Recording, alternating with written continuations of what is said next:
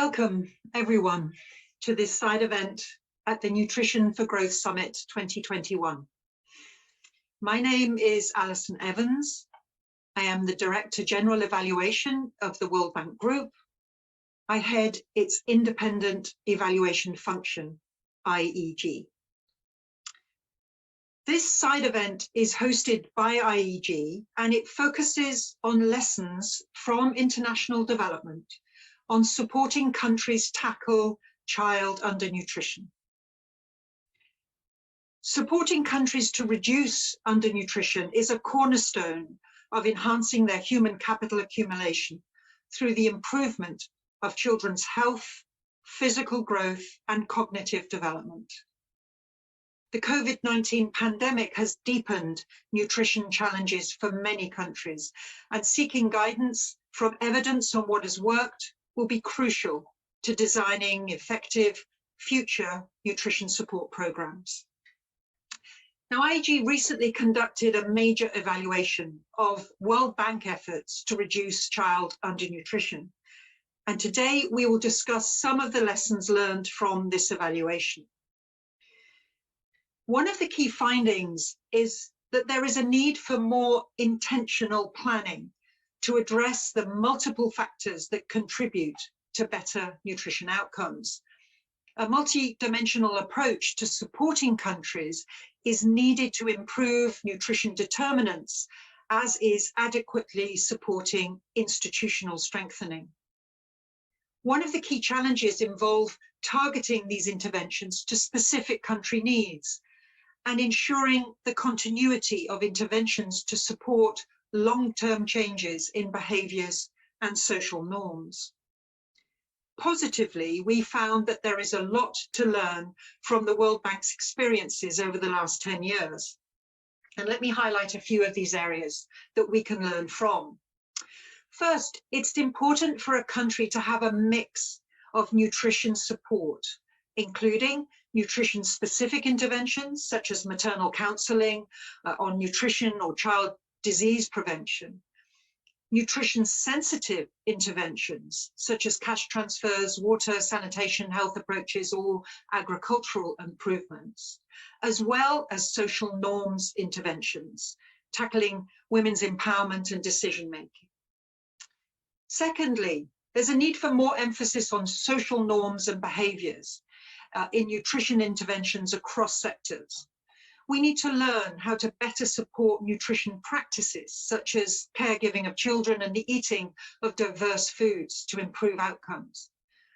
Interventions to increase women's empowerment in decisions regarding childcare and food production, and delaying early pregnancy of girls, which is an increasing concern in the midst of the COVID pandemic.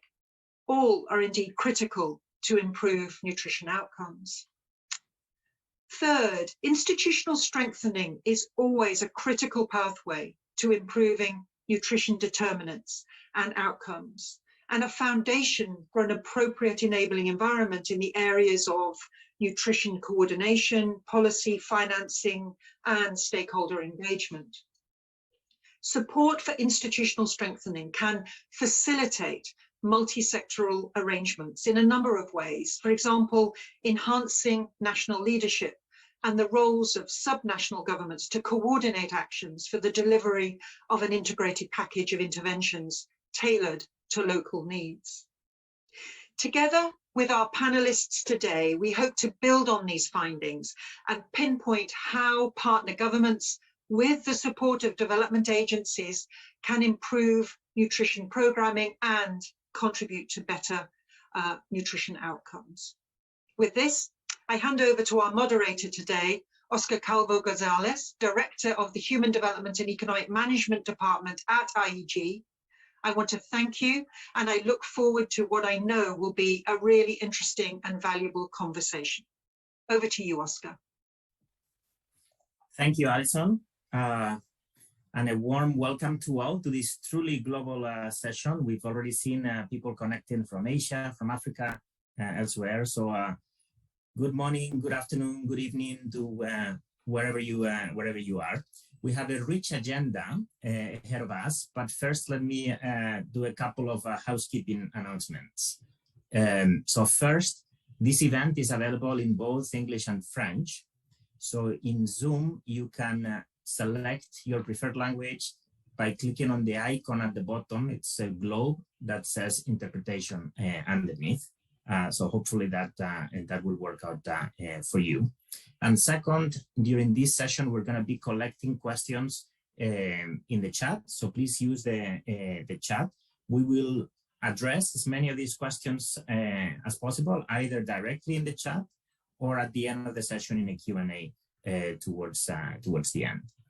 So the running order for today is as follows. We will first have a presentation of the evaluation report that Alison was just referring to, then followed by a terrific panel of four speakers that I will introduce in a moment.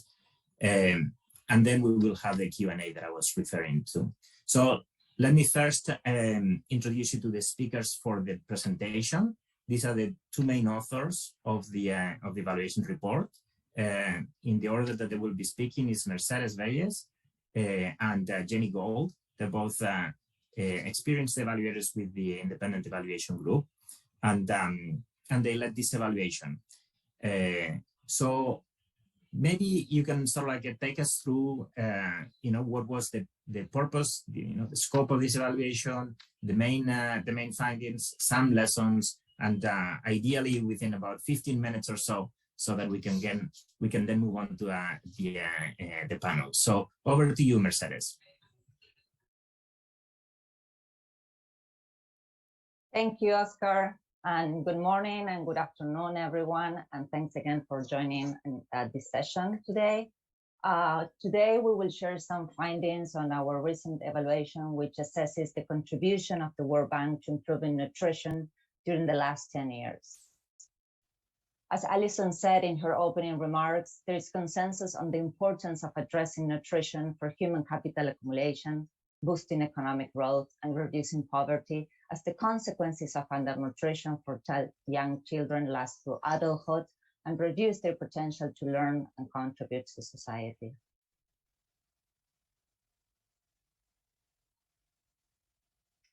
Today, Jenny and I will briefly talk about our evaluation methodology, and then we will discuss which interventions are effective in terms of improving a wide range of nutrition-related outcomes, and we will also discuss the main drivers of success in achieving nutrition results. And to conclude, we will share some lessons that emerged from our evaluation. So to give you a little bit of background on our methodology, the evaluation designs adopt a theory-based approach that follows the UNICEF conceptual framework on the determinants of child nutrition. This is a familiar framework for most of you, so I'm not going to talk about it in detail, but I just want to highlight that in order to improve nutrition outcomes for pregnant women and children, here represented by the orange box, it is necessary to improve the food intake and dietary diversity, feeding and caregiving practices, and the health status of the mother and the child, the so-called immediate determinants represented by the blue box in the middle of the framework. At the same time, these immediate determinants can only be achieved when communities have adequate access to nutrient-rich food, caregiving resources, and health and wash services. These are the underlying determinants of nutrition represented by the green box. So this framework reflects the growing recognition of the need for a multisectoral approach to achieve results across these multiple determinants and therefore improve nutrition outcomes. Such an approach would entail a combination of nutrition-specific interventions on the left side, nutrition-sensitive interventions on the right side, as well as the necessary support to influence social norms and strengthen institutions in a way that is aligned with the country needs. To ensure triangulation of evidence, the evaluation design also includes multi-level analysis at global, portfolio, and country levels, using a mixed method approach that combines quantitative and qualitative data collection, analysis, and methods. I will come back to some of this analysis later during the course of the presentation. So given the importance of implementing evidence-based interventions, what does the global evidence tell us about what works? In line with the conceptual framework, we develop a systematic review map, which is a visual representation of the existing evidence on effectiveness from systematic reviews on a particular topic. Our systematic search strategy, which you can read in more detail in the report, identified more than 200 systematic reviews covering 84 types of interventions across sectors, targeting children, women, and households, and would have the potential to affect 24 nutrition outcomes and determinants related to child undernutrition and development, child feeding and caring, maternal and child health, child care resources, access to health and wash services, nutrition, food, and social norms. The systematic reviewed map tells us that the range of interventions that work in terms of improving child nutrition and its determinants is broad, offering many options for policy interventions. If you're interested in the full view of the effective interventions and their outcomes, we invite you all to visit ISG website and check out the interactive dashboard. I'm just here showing, showing a subset of interventions for which the literature suggests that they have the potential to reduce the long-term effects of undernutrition. Just to illustrate, the size and the colors of the bubble indicates the strength of the evidence. The bigger the size, the larger the amount of systematic reviews found in a particular intervention. And the lighter the green, the less consistent is the direction of the effect, combining both positives and sometimes no effects. As you can observe here, for many of these interventions, we do not have yet a consistent and large amount of evidence regarding their effectiveness in reducing stunting and improving linear growth in children. So the available evidence tells us the need for multiple interventions across sectors to help countries move the needle toward better nutrition outcomes. This slide shows a list of interventions that have the potential to have broad positive impact in many outcome areas, making them well suited for programs that aim to influence immediate and underlying determinants of nutrition and even sometimes higher nutrition outcomes. If you look at nutrition-specific interventions, for example, the evidence base for social and behavioral change communication in nutrition and health promotion via community groups or home visits and mass communication shows that these tend to have a positive effects on multiple outcomes regarding child undernutrition and development, child feeding and caring, maternal and child health, access to nutrient foods, health and wash services, and social norms and behaviors. In social protection, for example, conditional cash transfers are one of the most widely studied interventions showing positive effects on child birth weight, micronutrient status, child and maternal health, healthcare seeking behaviors, food consumptions and diet quality, and social norms related to women empowerment, early pregnancy, and birth spacing. Addressing child undernutrition effectively requires not only supporting effective interventions, but also embedded them in a multi-sectoral approach tailored to country needs. We conducted a cross-country correlation analysis to empirically test the links of the conceptual framework using joint child malnutrition indicators at the country level related to 4 determinants of undernutrition and nutrition outcomes related to anthropometric measures, anemia, and low birth weight. The scatter plot shows that countries' conditions in relation to nutrition determinants matter for achieving nutrition outcomes.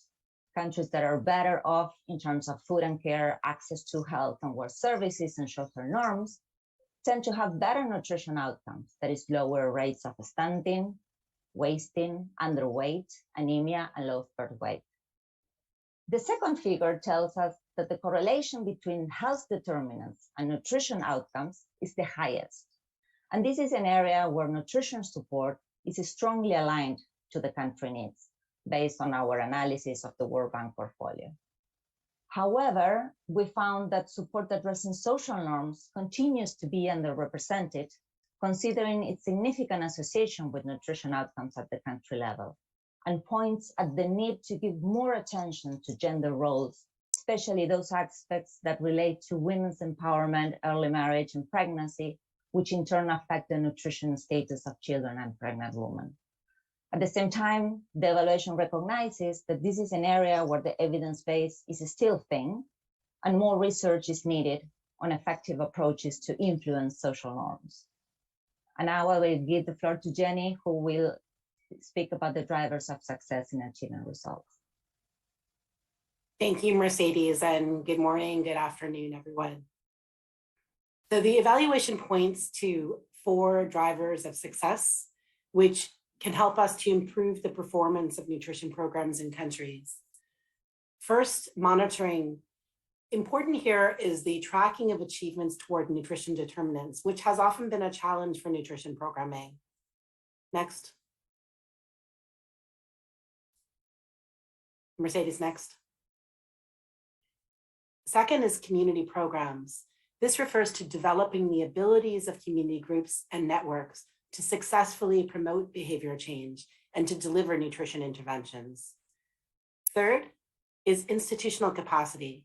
This refers to efforts to strengthen stakeholder engagement, policies, and services that support nutrition in countries. The evaluation found this important for results, yet few countries had strong support in this area. Fourth is the purposeful design of nutrition interventions aimed to improve nutrition determinants. This precise targeting of support is important, and learning how to improve. Next. Now looking further at the first driver of success, monitoring, I want to draw your attention to the chart on this slide. The yellow circle shows that results related to nutrition sensitive interventions are the most frequently monitored in our work.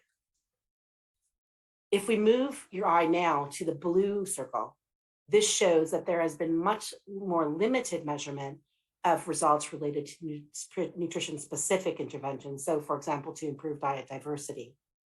Also critical are the gray circles, which show measurement of support to institutional strengthening and social norms. Again, there are opportunities to improve here. What is critical is to better measure our achievements towards nutrition determinants. Key is having multiple sources of data to triangulate for learning and measuring different types of results and measuring the quality aspects of our services and interventions. The second driver of success is community implementation. Key here is strong community support to behavioral change and to interventions, but developing these capacities is important in communities and requires a continuity of support. Also critical is developing linkages between community programs and local government services and non-government groups so that they're integrated within these services. In the evaluation, both regression analysis and case studies found community elements as important for success. In many countries, such as Madagascar, Malawi, Benin, there has been a lot of attention on community nutrition programs. The challenge is this continuity of support to develop quality interventions in the community. Recognizing the challenge of behavioral change, the evaluation developed a tool to support the mapping of behavioral change. I want to draw your attention first to the circle diagram here. What this shows are actors that can be tracked or planned to engage in behavioral change, such as households and communities.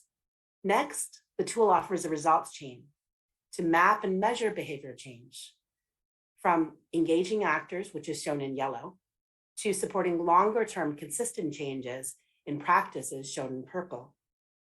Next. This tool was developed by mapping evidence from the literature and country experience. I'm not going to go in tremendous detail of this diagram. You have this resource in the report, but this is a web of all of the different types of behavioral changes that were mapped from the literature and country experience for actors and along the results chain. I will draw your attention to a few examples. So in the bottom row, for service providers, what's important is improving the delivery of services to households. And in terms of households, what's important is to adopt new practices for sanitation and diet diversity. Next. The third driver of success is institutional capacity strengthening. Important here is supporting accountable engagement of stakeholders at all levels, not just national level, but local levels, and the connections between these actors. Also reinforcing capacities to coordinate financing, planning, measurement of results, learning, and developing policies. And developing the capacity of services to be delivered in a package that can reach communities. Next. So in countries like Rwanda and Senegal, there has been, for example, a support to leadership at all levels to develop nutrition programs. In the evaluation, we looked at factors to facilitate multi-sector coordination of nutrition in countries, as it stood out as a key factor. Important was facilitating the roles of subnational government to coordinate nutrition programs. Another factor was the development of an integrated package of services that could involve multiple actors, different sectors, non-government groups, local government. This is happening in countries where, for example, health, social protection, education, and agriculture services are coming together in a package. Also important was supporting the interoperability of systems. What does this mean? It means looking at financing, planning, and monitoring to see how we can bring sector systems together to support monitoring of nutrition programs, for example. This is happening in Rwanda and Peru. Next. The fourth driver of success is this intentional design of programs. Important is having a well-mixed design of nutrition interventions in a project or program to improve nutrition determinants. However, this has been challenging, especially when interventions are integrated in a program with many other priorities. Key is using diagnostic and analytical work to inform the design and targeting of nutrition support, such that it can have the greatest possibility of success of influencing nutrition determinants. Situation analysis, process learning, impact evaluation, and the mapping of nutrition interventions are all examples of analytical work we saw in countries. Madagascar especially has been supporting a continuous learning around their community service delivery to make course corrections and improvements. In summary, the evaluation offers lessons to take forward in nutrition programs.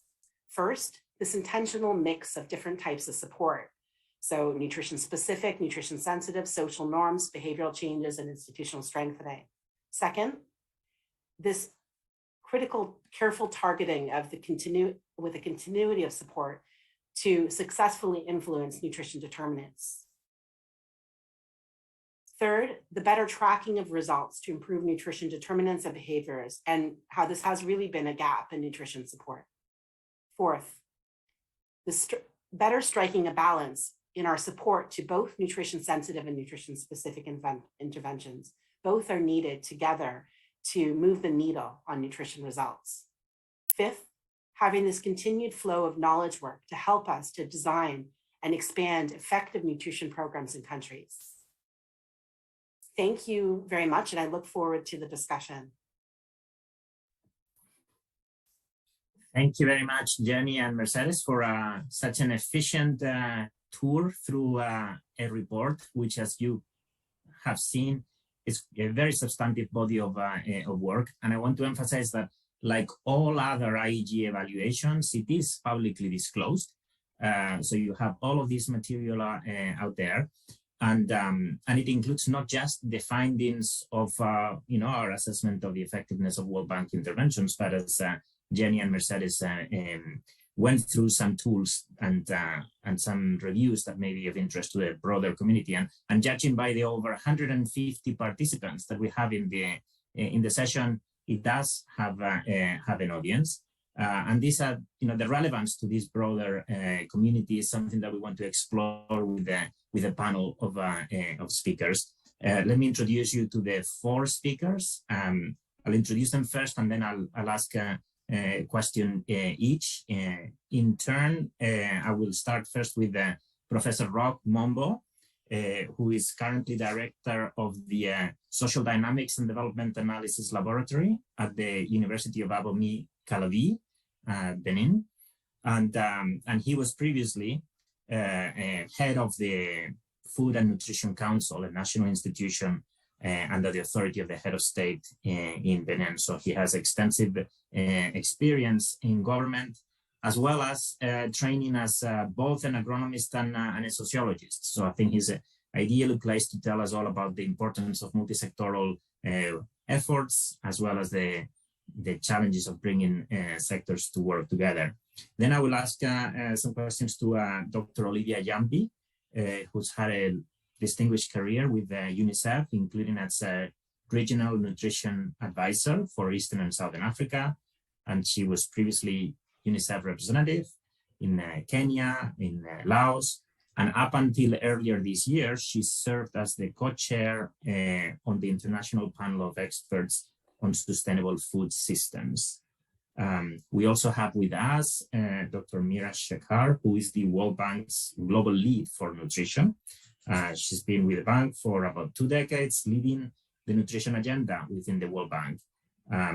She has contributed to the new global Scaling Up Nutrition Initiative and the financing facility, the Power of Nutrition. And she also co-leads the Nutrition for Growth Financing Working Group. And last, we will have Sean Baker, who is currently the USAID's chief nutritionist, guiding the investments and engagement with partners to address malnutrition. But prior to joining USAID, Sean was the director of nutrition at the Bill and Melinda Gates Foundation, and he has decades of experience in global public health nutrition. And he knows well the evaluation because, just like Olivia, he was also an external peer reviewer for the report as we put it together. In IEG, we engage external peer reviewers to help us with the quality assurance process of our evaluations. So let me first turn to Rock. So you've had the experience of working in government. So from that perspective of a policymaker, what do you take away? What are the key learnings for policymakers and practitioners in countries that you take from the report? Over to you, Rock. Thank you very much. I would first like to thank Alison, Jenny, and their colleagues for giving me such a great opportunity. My point, the point I take from this report and the various comments that go with it might not address only policymakers or communities, but be more open. For the sake of time, I'll touch on 2 points. The first relates to the intentional planning of mix of nutritional support and the link with institutional development. And the second is about the social norms that is placed. The intentional planning of mix of nutrition support. The point here is that the matter is very complex, and maybe the World Bank might want to play a greater role on this critical point. The reason is that putting a nutrition mix of services in the way is a real challenge. In fact, the different components of this mix implementation falls under subnational agencies and services with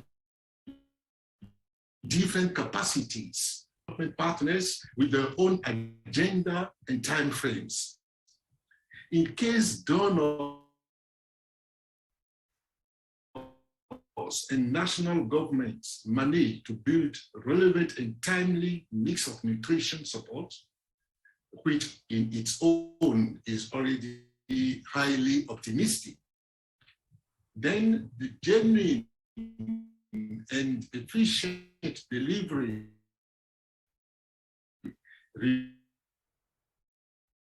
remains a big challenge and requires a strong leader.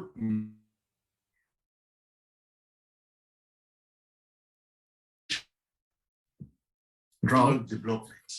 That's why the sound is coming in and out. Sorry to cut you. World Bank intervention, as reported on the shelf, but this, to my view, needs some further footnotes. We unfortunately have had a little bit of a difficulty with the connection. So, Rocky, if you could maybe switch off the camera, maybe sometimes that helps with the bandwidth. I think I have some problem with my connection, maybe.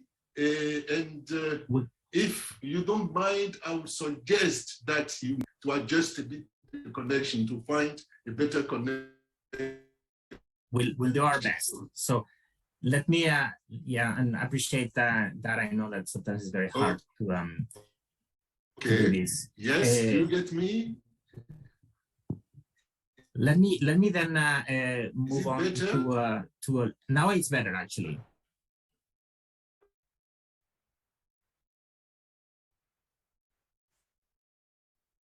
All right, maybe we'll just get back to you a little bit later, Rock. So let me move on to Olivia. So I think the connection with Olivia is working. So we were speaking about the country level. And do you get me? Do you get me now? We get you, but we'll get back to you a little bit later after we have a few other questions. Is that better? I think that works now, but let me then get back to you after we finish the first round of comments, and let's hope that by then the connection is even better.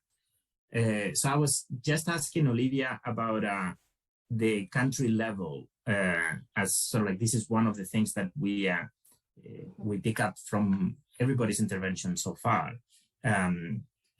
So, you know, what do you see as the main challenges of these sort of like efforts at supporting nutrition programming at the country level? What do you think are also opportunities at that level? Over to you. Thank you very much, Oscar. First of all, I would acknowledge that nutrition programming has been evolving over time.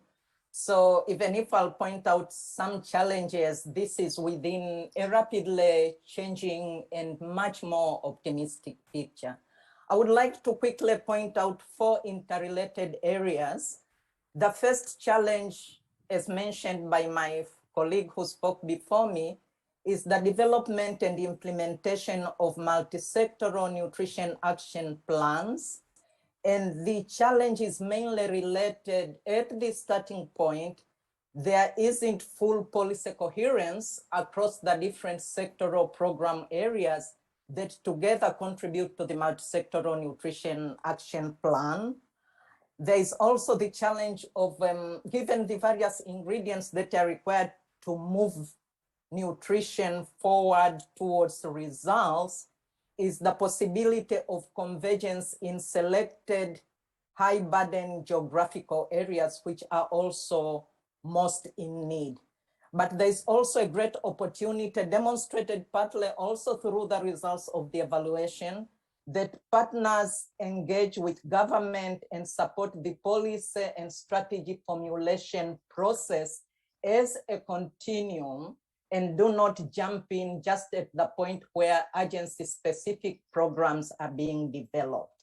So the effective participation in framing and defining national policies and strategies, and support towards better definition of nutrition objectives in the multi-sectoral nutrition plans is a great opportunity. To some extent, this must require also the alignment of agency planning cycles, different partner organizations, towards harnessing the comparative advantage of the different agencies, because no single agency usually has the entire chapeau of interventions in place. Thirdly, there has been the challenge of financing, and I'm most appreciative of all the financing tools that have been developed, the support to the evaluation assessment of budgets, but we still face challenges at country level where there's a lot of dependency, probably justified, on external financing. And even when that financing is available, the matching of local funds with timely implementation, redirecting resources to communities has been an ongoing challenge, being overcome incrementally. There is also the challenge within programming, what I would call plenty of data and surveys, but little data on disaggregation to target interventions to certain specific high need areas, and especially so when financing to the high need areas might not necessarily follow through the formula of allocations, because the more disadvantaged the communities are, probably the intensity of programming and resource requirements would be much higher than your average figures. So I'll stop there for challenges and opportunities. Thank you. Thank you, Olivia, also for such a structured intervention. I want to move now to Mira. Mira, you are in a different position than some of our previous speakers, because in a way you are in the World Bank, so you're the subject of the evaluation in a sense. So I think you're ideally placed to also tell us a little bit about, what do you see as the, challenges, but also like the critical things on taking this agenda forward, on implementing some of the lessons and recommendations. So how do you see it from where you sit on the way forward? What can you share with us?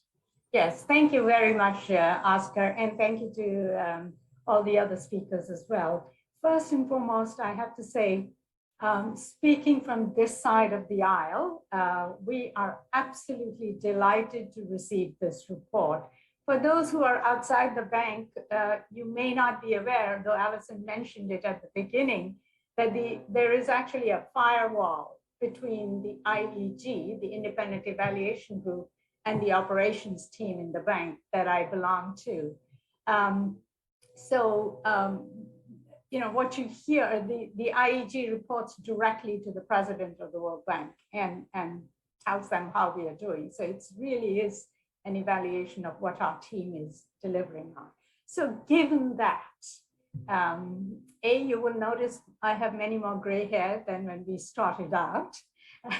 And B, we take it as a huge compliment. The big picture messages coming from the IEG are essentially that we are, A, the bank's nutrition agenda is fully informed by the best evidence. B, we are moving in the right direction and having an impact. Having said that, we've also heard loud and clear, is there an opportunity to do better? And the answer is absolutely yes. There are lots of things we can do much better. And our teams are learning on the ground every day. So even over a 10-year period that the IEG evaluation covered, we've seen changes and improvements in the way our teams are working. And actually this morning, I was on a session with IFPRI, the International Food Policy Research Institute, and many countries from across South Asia were presenting how they have adapted service delivery to the post-COVID era. And again, our teams are learning from that as well. So absolutely, we are very supportive of the messages. We're also very supportive of, Oscar, something that you said and Olivia mentioned as well, that 10 years ago, nutrition was not considered as important as it is today. It is today very much part of the human capital agenda. And in the current replenishment of the IDA 20 that is ongoing, human capital is being raised as a big policy agenda for the bank. All of that speaks to the importance that nutrition has gained over the last 10 years or so. In terms of doing better, there's lots I can talk about. Let me speak on two issues in particular. One is around institutional strengthening, and Roche mentioned that, Olivia mentioned that as well, and Alison mentioned it as well. Absolutely, the bank has a huge role to play in this, and I believe that it is doing its best. Can we do better? Again, absolutely, we can do better. But the bank is one of the few organizations that focuses not just on getting the right interventions into this thing, but also building capacities within countries to do financial management, procurement, and program management as a whole. And there are some countries where we have been more successful and some where it is more of a challenge, partly because this depends so much on the country's own capacities and building those over time. And one of the big success stories is Senegal, for example, where the national unit actually leads the program. And as Olivia was saying, we have transitioned in Senegal from overseas development aid to domestic financing of the nutrition agenda. That's how it becomes sustainable. Let me stop there. I have lots more to say, but perhaps later. Thank you. Thank you, Mira. We will get back to you in a minute. And thanks for pointing out the sort of independence, the firewall that you were referring from IEG. Just a slight sort of like a clarification is that the independent evaluation group responds to the board of directors of the institution. Now let me move on to Sean Baker. You're currently Sean in USA. So the question to you is, from the perspective of development agencies, what do you take away from the report? Over to you.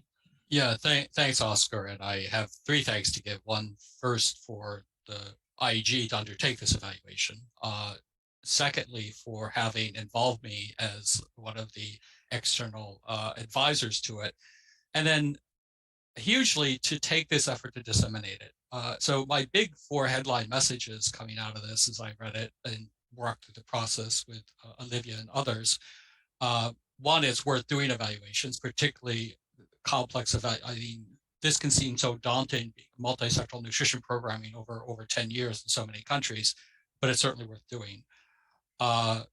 Two, this adds to the evidence base that multi-sectoral nutrition programming, when well designed, does work. That's incredibly important. And it's being given over time, and there's room for improvement. And there's room to do more. I think, and to your point, Oscar, in terms of sitting here at USAID, which is also a very complex organization working across multiple sectors, one of the things that I think comes out strongly in this report is that it's great to have multi-sectoral nutrition plans, but you actually need to have the structures to make it work. We had a multi-sectoral nutrition plan in USAID starting in 2014. It's very robust, evidence-based.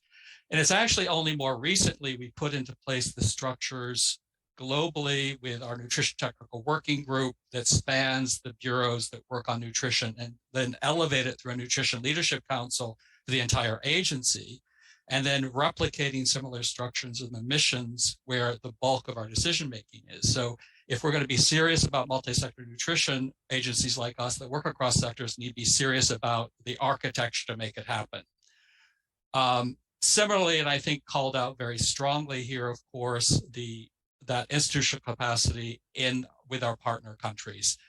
And, that's at the heart of the Scaling Up Nutrition movement. I think we're making progress. I think it certainly calls to us to make sure we continue to support that progress in the countries where we work.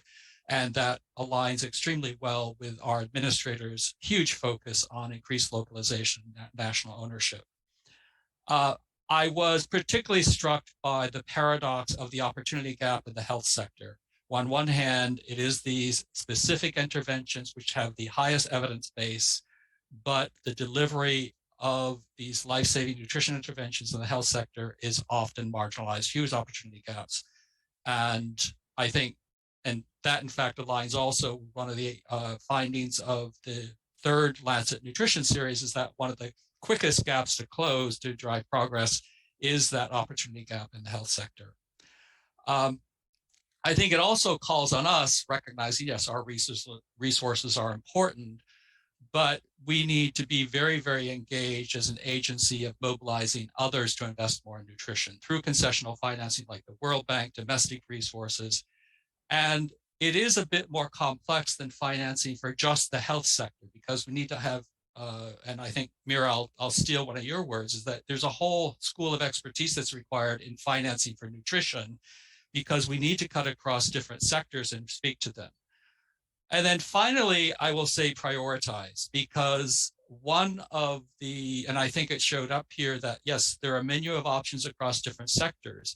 That doesn't mean we don't have to prioritize. We need to prioritize both in each sector what are going to be the highest impact solutions, and where in country, which parts of the country, which population groups need to get the support. And one of the dangers with multi-sector nutrition programming, it becomes a grab bag approach, and that's not what's going to work. Each sector needs to prioritize. We need to prioritize to make sure we're addressing those populations the most vulnerable. Back over to you, and thank you again so much. Thanks, Sean. Actually, that's quite a good segue. I wanted to ask you a little bit more about this issue of multisectoriality, and the way you close it by saying, no, at the same time we it needs to be focused and prioritized. What, maybe on that line, what do you think is the biggest misconception, or also the pending agenda on thinking about this issue? If you sort of like have reflected on this, what do you think is the frontier on our thinking on multisectoriality? Well, I would go back to, first and foremost, you need to have the structures in place to make it work, right? And it's more than just a group hug. It has to be a political will to make sure that sectors that need to contribute to nutrition are brought to the table, are given the resources, both human and financial, and held accountable. And then within that, again, to move things, we see you need to drive prioritization. So multi-sectoriality is not having everybody doing everything everywhere for all people. It's saying, if you're working for the food system, what are the specific things based on the evidence the country needs to do the most critical areas and hold the food sector accountable, the health sector, et cetera. And so I think that rigorous prioritization within sector, and then going back, the most fundamental driver, and I think it comes through in this evaluation, it comes through in the Lancet series, is the question of equity. And that unless we're making all sectors drive and focus attention and resources on the most marginalized populations, we're not going to make progress. A lot of countries have made progress through some broad strokes, and now we've got to focus. Over. Thank you, Sean. I want to bring back Mira. If you want to react to any of these sort of like last statements, how do you see this particular challenge of multisectoriality in a place like the bank? Yeah, thank you, Oscar. I think the bank is one of the organizations that is actually able to work across several sectors. Having said that, it's always a challenge to bring the convergence that we need to make happen for nutrition at the community level. And Roche was speaking about that earlier as well. We need to make sure that our interventions on WASH, for example, are converging at the community level, in the same communities, in the same households, with the interventions that we have from the health sector and from the agriculture sector. And that's very hard to do at subnational levels.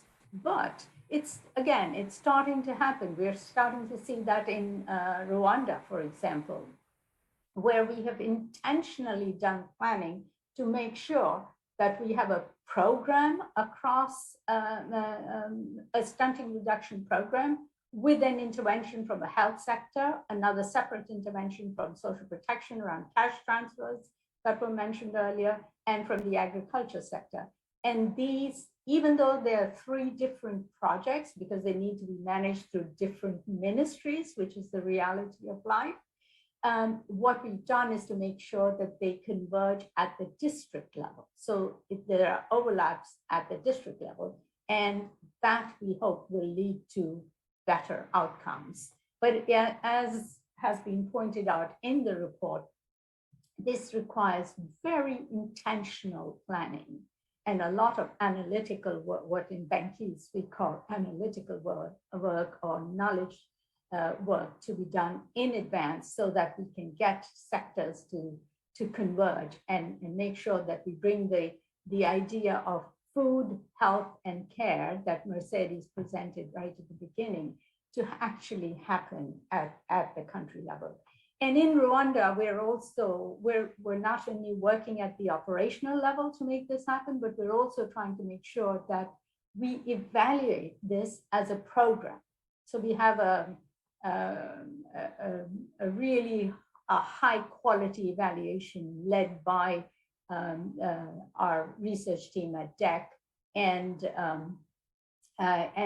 partners from IFPRI that is looking across all these sectors. And this will perhaps be one of the gold standards in terms of evaluations, because it is an evaluation of a large-scale program. One of the challenges in nutrition is that we have research that tells us which interventions to invest in, but we don't necessarily have evaluations of large-scale programs. What happens when you take research to the field and actually implement those across sectors?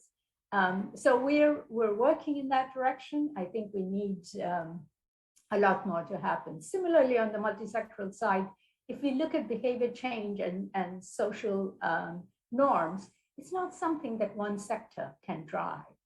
Every sector needs to reiterate the same things. And so what we're trying to do is through the health sector, the community nutrition workers push on certain agendas, things like exclusive breastfeeding and complementary feeding, things like that. But then at the same time, the agriculture extension workers are repeating the same things, and they're hearing the same thing through large-scale communication programs. That's something we're trying to make happen in Nigeria, for example, in partnership with groups like UNICEF that have a real advantage in this space because they are present in the country all the time and because they have skill sets in this space. So it's about bringing many, many partners together to move in the same direction. Let me stop there for now. Thank you. It's always great to hear concrete examples, which the evaluation report also has plenty, and those are always of great interest. You mentioned, Mira, that one of the tasks in a way that needs to be done multisectorially is the work on social norms. This is an unfinished agenda, or sort of like an area for where we can all do better, as put out in the evaluation report. And I want to turn to Olivia on this particular point. So how can we do better on behavioral change and social norms?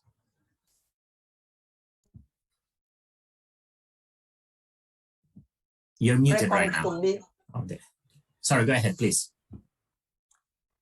This has been identified as a critical area to get to good results on nutrition outcomes.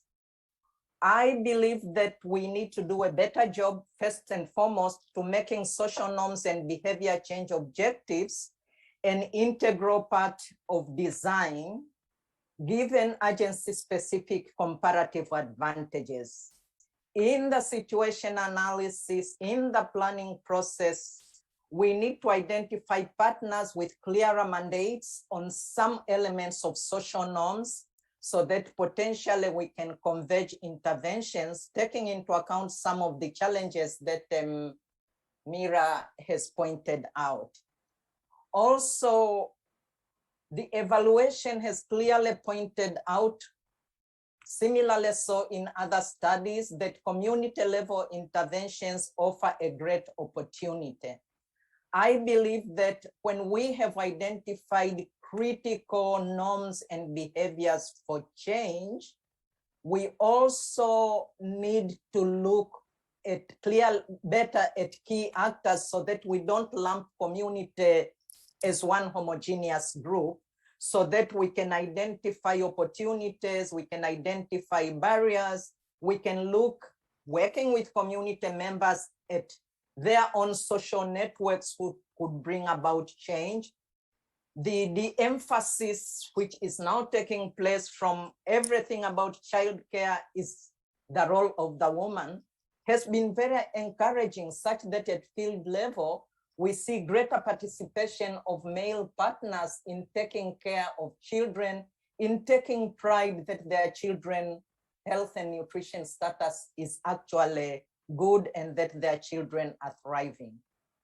One thing that probably we need to do a better job at is not only to address shortcomings in knowledge of community members and the different entities, but also being able to address the structural barriers that would support or impede the real translation of knowledge into action. What is the affordability? What is the availability of some of the goods that we are promoting?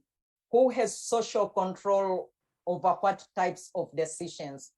I think knowledge, enhanced knowledge on that would be extremely useful in getting us to better intervene and track changes. Given the challenge of time duration to results, and bearing in mind that culture evolves, conditions within which norms reproduce themselves or actually change also evolve, a mix of approaches is required. We could consider multiple project cycles to improve measurements on intermediate indicators. And as Mira pointed out on the role of research, maybe even the possibility to support research beyond the end of the project cycle so that we can track some of the changes in social norms. It's not always that because it was not measured in the project cycle that the change actually did not happen. So some kind of post hoc assessment or research studies could help us get to better grips of the situation. Thank you, Oscar. Thank you, Olivia. And I know there are a lot of questions on the chat, and I will bring back in a minute, Jenny, as well. But I want to give Roch an opportunity to get back also to maybe your first intervention, which some of us only caught bits of it. So I was going to ask you now if you could focus a little bit more on the institutional strengthening part, but if you could also sort of like take us to the gist of your earlier intervention for those of us who only captured parts of it would be great. So okay. Over to you, your main takeaways from the report. I'm very sorry for this accident. I will simply link up with 2 points my 2 points linked with what Mira said and what Olivia just spoke about, the social norm and for Mira, institutional development. And I was briefly saying that speaking of institutional development in delivering nutrition service, go back to supporting, coordinating capacity in the country. And this coordination capacity goes beyond the single World Bank sectoral projects, no matter how large, wide these sectors might be, contributing to nutrition at community level. And as Mira rightly said, there is already a big job converging these sectors toward nutrition services at community level. But what about trying to coordinate beyond World Bank portfolio? My argument here is that addressing the nutrition needs only within the World Bank portfolio might not be enough, because the coordination job within the country means that you coordinate organizations, services, agencies that are backed up by domestic resources, by other donors, fundings, and agenda. And if we don't succeed to work on explicit coordinating effort with other donors around nutrition challenges, then the effort of coordination might not be efficient and effective in helping to deliver adequate and relevant nutrition service to community. That's the point about institutional development and intentional planning of mix of nutrition. I wanted to address. It is interesting to as the report mentioned, that the World Bank impact goes well beyond the projects that it finances, as in the Sun movement and the dynamics of the global nutrition agenda. Nevertheless, the powerful impacts beyond projects need to be further rooted in the context of countries where the bank invests in nutrition by convening national government and other development partners to align with country nutrition needs and comply with adequate operational frame of nutrition outcomes for efficient and concerted actions. That is about this coordination and nutrition mix. That is another challenge to the World Bank work. My other point is about a social norm. And I will take the last opinion of Olivia about research. And I will add the need to develop national or in-country capacities to investigate in the changing of norms and in the ways in which these norm changes impact or induce changes in nutrition, behavior, and attitude of people. But the other thing I want to say about social norms is that social norms are complex in their own, but also for the fact that they are open to opportunistic and instrumentalization by all stakeholders. Because for the same matters, social norms can change from household to community space and to more open public space. Therefore, attitudes, behavior, and practices accepted or expected from individuals and groups can vary significantly from one space to the other. These factual and political ambiguities around social norms make it tricky to integrate them as operational variables to be documented in behavior change processes. But when you look at it closely, you find that there are in the end rooms for maneuver from which plant intervention could take profit in the field of nutrition. But then this requires a very flexible style of design and implementation, which might be quite challenging for the World Bank style of intervention and funding. That is my second point about social norm. It is constraining, but on the other hand, it opens room for maneuver, for finding ways to bring people into changing behavior, attitudes, and practices on nutrition. Thank you, Rob. We heard you very well this time. I'm glad the connection held up. And of course, these are, in a sense, unfinished agendas for a reason. These are some of the hardest things to do. And you know, it's not by chance that we are talking about social norms and coordination. Coordination is also, in a way, reflecting the social norm, a behavior among actors.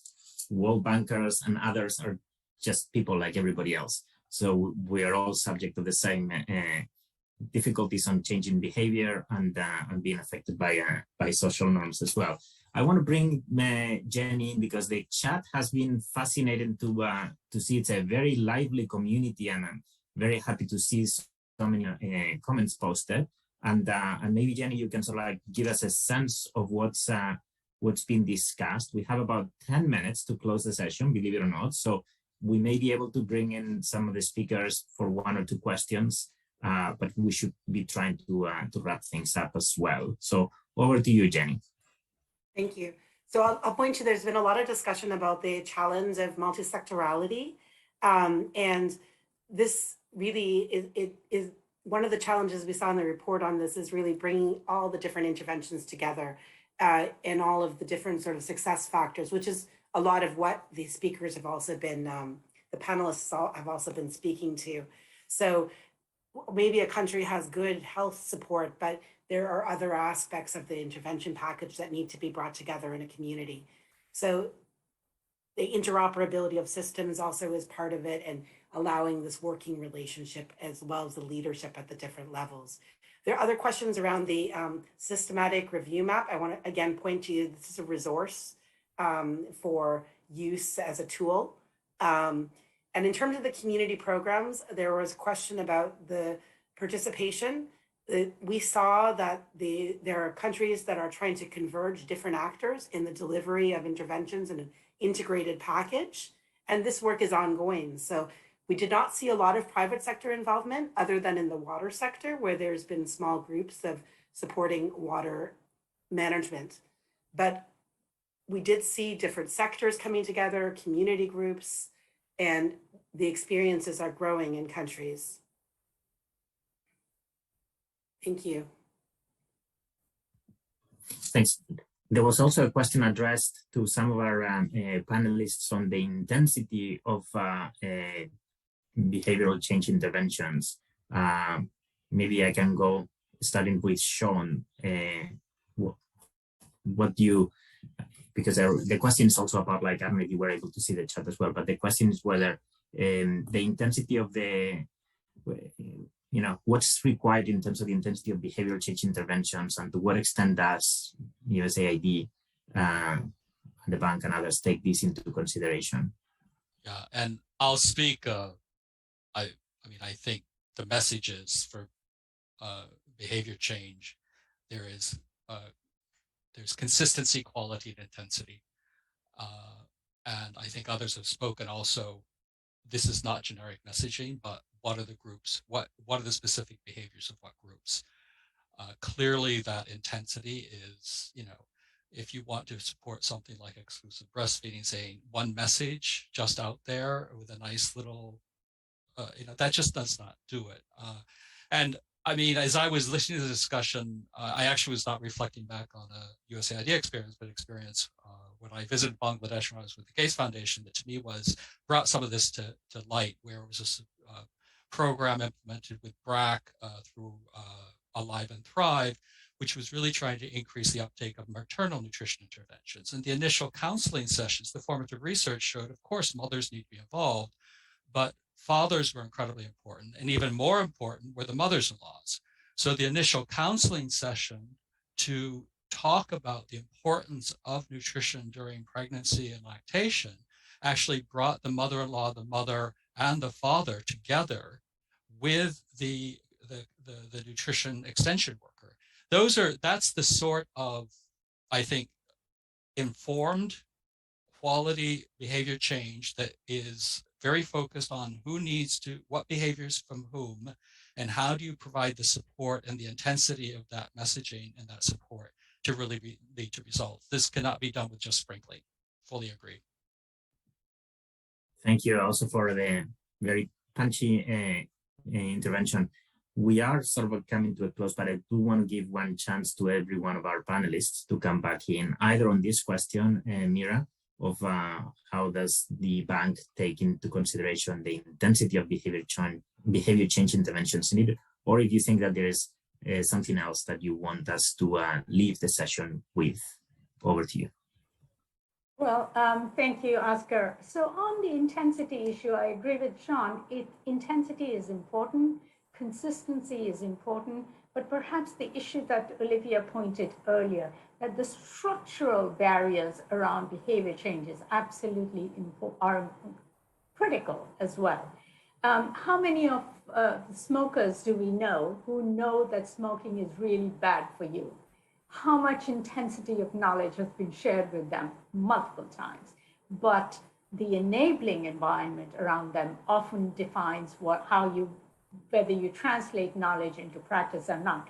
For simple things, what sound like simple things like exclusive breastfeeding, mothers might know that, but if they don't have maternity leave, for example, will they be able to put it into practice? Not really. Think about the fact that while we are pushing exclusive breastfeeding messages to the mothers, there is a whole industry with billions and hundreds of billions of dollars that is pushing breast milk substitutes at the same time. So the enabling environment is really important, and I think we all need to think about how we can do more on that. The last thing I want to mention is around the length of engagement that we as development partners have in whether it's nutrition or any other agenda. Most World Bank projects, I think USAID projects, as well as many other partners, as Roche was saying, are 4 or 5 year projects. In the bank in Madagascar, we actually now have a 10-year engagement for exactly the same reason, because it takes a long time for nutrition indicators to change at the outcome level. And I hope that we can do more and more of that kind of longer term engagement, but none of that will be successful until we do what Roche was saying, which is make sure that it's the government that's in the lead. And the government gets the partners to coordinate along a sectoral plan that they develop. And we're seeing that, we've seen that done very successfully in Senegal. We're seeing that happen in Rwanda, where government is in the lead and they get partners to rally around the same agenda. So let me stop there. Thank you. Thank you, Mira. And as we try to complete this last round, let me move on to Olivia. What are your takeaway messages for us? Thank you very much, Oscar. On social norms, I would say that we are learning quite a lot about changing norms and changing behaviors, especially in the area of infant and young child feeding.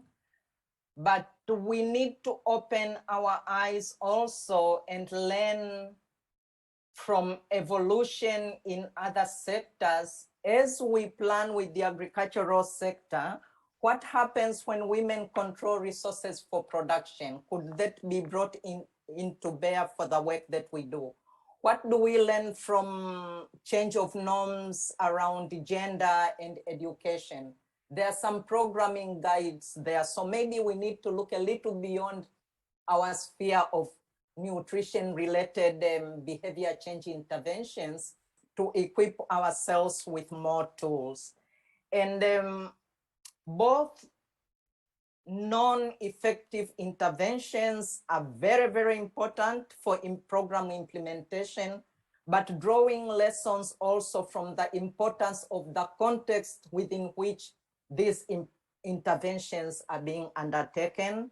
And finally, to be very mindful of scale of operation and sustainability of results of the interventions, because oftentimes things are very beautiful operated within one district, but when we scale up and scale out, somehow we don't get the same results. And 10 years later, we go back and assess, and it's like the total effect has been washed away. So issues around sustainability and building upon government's own resources and systems is a way of empowering national entities to move forward the agenda. Thank you very much.